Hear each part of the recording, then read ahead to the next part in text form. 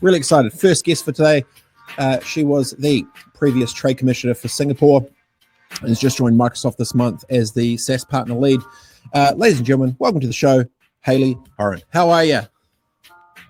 Oh, kia ora, Robert. It's lovely to be talking with you today. Let's go. How is the weekend going? Where are you? What's bubbling? Amazing. I am in Waihi Beach. I live here. The weather is beautiful. Kids have been fishing. Caught 12 snapper. Good day so far. Oh, you're just winning all round. I absolutely love it. So for starters, congrats on the new role. Obviously, Vanessa and the crew at Microsoft. Big fan. Love all the stuff that's going on. But let's start very simply. What, for those that are listening that want to figure out, I just said, hey, you're a SaaS partner lead. They're like, what is SaaS and what does SaaS mean? Give us the 101. Yeah. Okay. So SaaS stands for software as a service. So actually my kids ask me the same thing. Oh, that's really cool, Mum, but what is it? So think about anything that's got a monthly subscription or, it's like an invisible technology that you pay for that you can't live without. So that's my 101. I Feel totally free to add. No. It's good. I'm a fan of that. It's one of the interesting things in terms of company valuations for exits and bits and pieces. The second you get into the world of, software and subscriptions as service and all these other things, you'll be surprised with how big a company's valuation can get real quick as soon as you go digital with those things because they're instantly globally scalable. You can go. I mean, we were fortunate enough. We had Henji Wang from Cami on the other week. They're at, I think it was like 30. Amazing company. So amazing. Millions and millions of people using the product, and it's just digital and it's weightless and it's global. It's all in one. So anytime anyone's in this space, it's always very passionate about. Now, one of the reasons the reason I actually wanted to get you on here is last week I was down they had the big massive event in Silicon Valley, a whole bunch of stuff bubbling away there. And what was cool is there was a big open expo session. I walked right in, and right in the middle there was this big massive branding which said Founders Hub, and I'm like, oh, okay. Went up, started having a look and a listen, backed by Microsoft. So for those that and why I was interested with it was instantly I'm going, New Zealanders, Kiwi founders could use this. Companies could use this. This is something in here, so let me do it. So the second question after what is SaaS, which we've just learned about, is what is the Founders Hub? Yeah. Firstly, I'm so jealous it was awesome. that I didn't get to go where you went to. Yeah, I bet.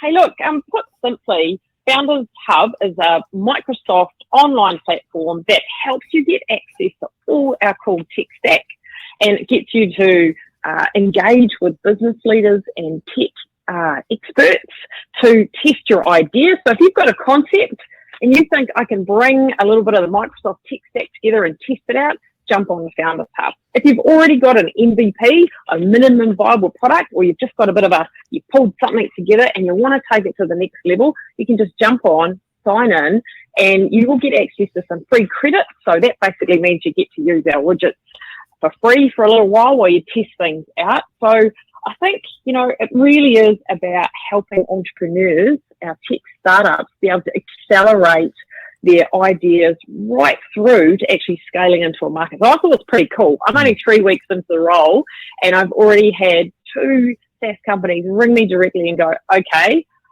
this is cool. Yeah. This is changing the game. This lets us get involved with, sign up and no money. There's no excuse not to test it. And, big shout out. I want to take this platform to really call out all those amazing founders we have in New Zealand that are putting themselves on the line and innovating and risking it all. And I just think it's really important to say that in this platform. And here's a little bit of help because you guys are awesome. You're changing the game for New Zealand. One of the cool things, it's weird when you come up the journey. I'm in 36 now, I've been in the game for a minute. When you're the young buck on the come up, it's so tough to get access to these things, right? Like if I rewind back, 2003, I was trying to self-code myself, 2006, and then trying to figure out, design and web integration, all these other bits and pieces, having to hire servers, like everything, the weight of physical infrastructure that was required to run an online business. You almost need a bank loan just to start. The fact that you fast forward, 15 or so years, you've now got like white label blueprint solutions, which you can just literally plug and go for any idea and concept. You get your tech stack there, you get your subscriptions, and you're off to the races. It's become so much easier and so much cheaper. And it's that thing you get so frustrated, like, oh, if I was just 20 again, I would just do it so much faster. It's like you go through all these sort of bits and pieces. So segueing into that, Hayley, what I wanted to ask about is, I love the fact that with technology, especially through COVID and stuff, something that starts local can be global, right? I absolutely love the fact that, that we've got tech as, I think it's like maybe our second biggest exporter right now. I'm a huge fan of, and obviously living here in Silicon Valley in San Francisco, like I see the size and scale and the impact that these companies can have on a global thing. When you look at the New Zealand ecosystem, obviously from your previous roles and stuff, when you think about like Aotearoa New Zealand with what's potentially holding us back from like total world domination and awesomeness of Kiwi going to the world, what do you think, if you crunch it right down, what do you think that little nugget is that's actually holding back so much awesomeness for everyone? Can I reframe that into what's the amazing opportunity if we did things a little bit different? Go. I think there's a little bit about, there is so much knowledge on the table, and we have this wonderful DNA of doing it ourselves.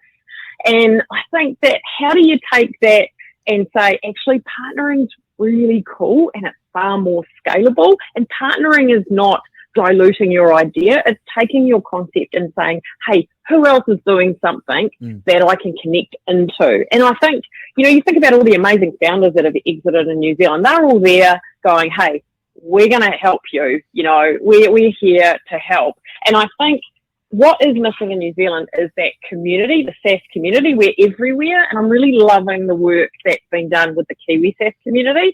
So big shout out to Serge Van Dam, Bruce Jarvis, Bruce Gordon, all the other amazing people helping bring this to life. We need a place to go to learn, and we need to ask for help. And partnering is cool. And that's my message of the day. Partnering with an amazing vendor, obviously, such as Microsoft. We've already done the hard work. Here's a toolkit. Inject your idea here. That's okay. Does that make sense? No, totally. One of the things I feel is a mental handbrake for many of these startups when they're going through this journey is the fear of looking weaker by asking for help, or the kind of shame of not knowing all the answers but going through so much unnecessary operational pain for the organization to help it scale up because they simply don't go, hey, maybe there's a better solution for this, but they don't. It's that engagement piece, and I don't know where it's a thing of like feeling a bit too whakamā to talk about it or whatever, but there feels like there's just this energy of kind of not wanting to feel like the dumb person for just asking a question which they don't know. So they don't say anything, they don't do anything. And it really gets to me, because the amount of like awesome opportunities, if they just reached out and talked to someone or connected with or engaged with the community, you'd be really, really surprised that the other person you're talking to is probably going through the same thing. I guarantee they are, but they can't. So I think you're right on the community piece, right? Yeah. I mean, hey, look, some great stories emerging. You just mentioned Camming for one. I mean, that's an incredible company. Like there's good news stories. And if you break it down, there'll be partnership stories there and who they asked and where they got help from. Lawview is another really exciting company growing out of here from the Great Bay of Plenty there in Tauranga.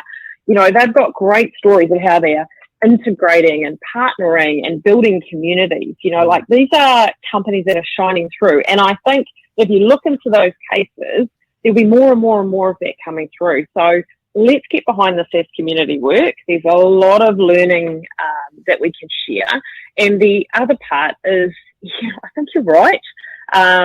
We don't have to have all the answers. I love the new story that's come out, the new tech story, and it's, we see tomorrow first, and, we have that spirit of the pōtiki, is it the youngest child in the family that's a little bit cheeky and asks those questions.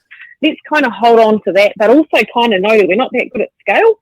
So let's go and have a look at who's really good at scale and kind of go, hey, it's okay that I don't know how to scale, but I've got this really cool idea. I mean, I was really excited when I was in Singapore, because Singapore, experts at scale, maybe not as strong in the innovation. New Zealand, super cool at innovating, not so great at scale. How do we bring those partnerships together? So I think it's about knowing what you're not so great at, and to your point, it's okay not to be great at that, because actually that's the hard stuff, and someone else has done that hard work. So go find out who's done it, connect them with them, and go. I've got a very well-known friend of mine who I won't name because this what I'm about to say is probably a bit shameful, but he said New Zealand has some of the most amazing creativity, but we're amazingly shit at the commercialization of that creativity. And it's so true. Like you said, you're like, oh my gosh, he's something in there. Yeah. The hard part I would say as well within Aotearoa is when it's only, a few million people and there's only a couple of, big unicorns that have popped up, whether it be, the Vens or the Zeros of the world or whatever it may be. Yeah. It feels like there's only a handful of humans who've actually had the pop that are even known or relatable or accessible, opposed to, you go to Singapore or here in Silicon Valley or whatever.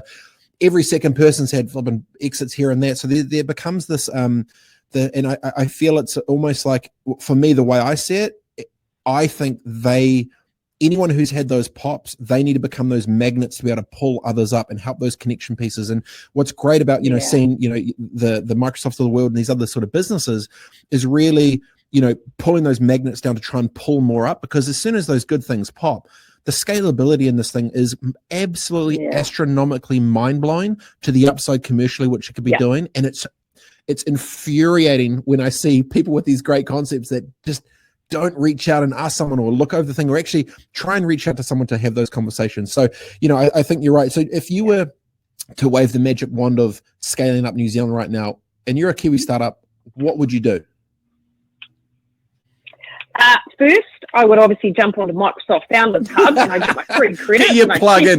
Plug it up. Money. Come on. Of course I got to say that. Hey, look, I would challenge yourself right now to say, $1 billion company from day one. Think that way. From day one. What are you going to do differently? How are you going to think differently, even at your ideation stage? So think with the billionaire mindset, and that's a Linda Jenkinson favourite, but I think she's absolutely right. That's one. Two is, look for the problem before you build the solution. How big is the problem? Find a big problem, you find a profit. And I think be ruthless with your product market fit.